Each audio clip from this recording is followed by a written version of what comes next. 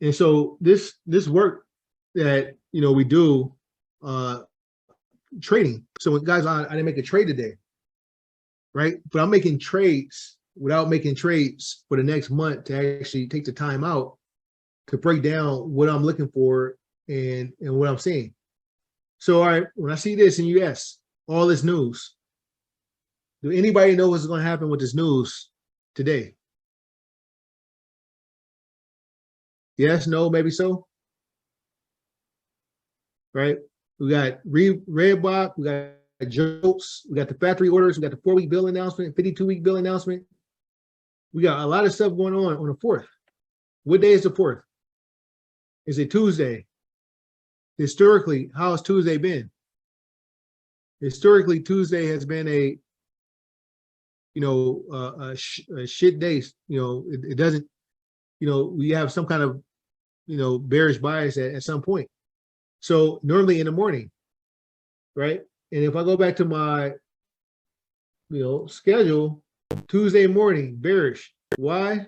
Because a lot of news come out during that Tuesday morning, right?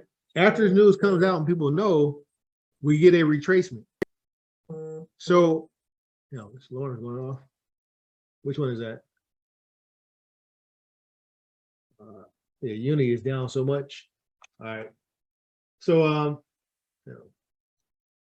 so right now I can already tell you that, hey, with all this news, if the market is up high on Monday night, somebody should be trying to take profits on Tuesday morning. So at least I can wait till I can see a sell, because this news may not be as good as they want. So they're going to sell into the news, right?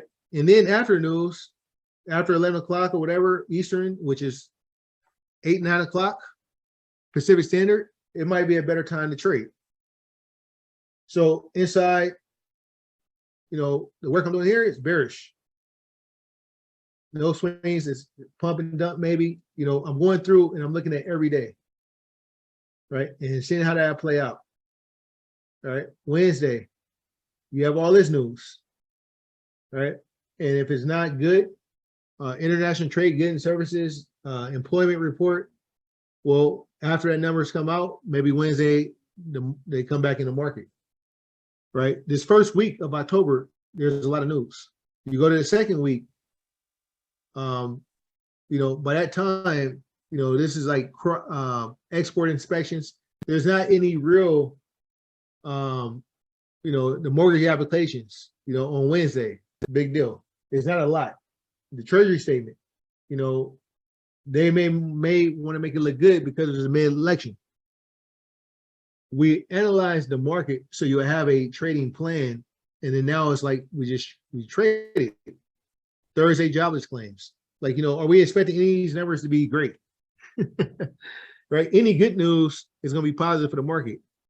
Any bad news is almost expected, and after they sell it off and the bad news go down, people are buying a dip. So the trading market, it is just taking it one moment, one day at a time, understanding what's coming up.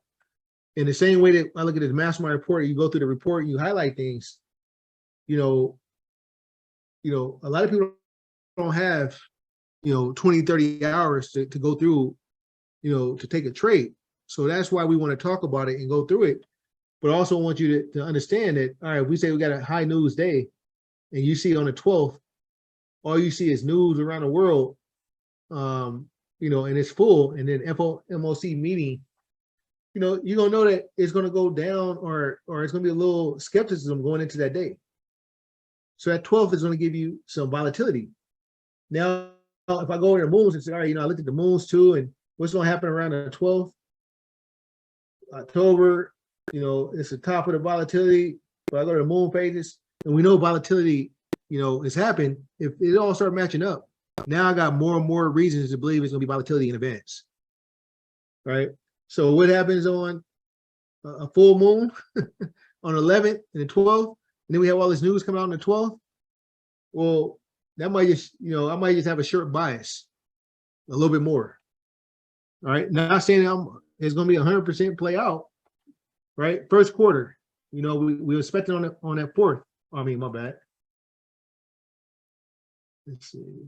That was wrong because I know the 3rd and 4th in October is like a Wednesday or something. October, right? I look for kind of the new moons and full moon. So 2 days plus and minus the full moon, we have volatility a lot of times, and that's just from tracking it. Then here you got a new moon, 2 days in October, right? So volatility. Now, which way it can reverse. For me, the 2 new moons, it is a change in direction, right? And so even during this, there might be some volatility. This happens, the market gets nervous, fearful, and then you'll see it. So, depending on what happens on this weekend, going into here, we know it's it could be a volatile time or full moon, and most likely it'll be bullish, right?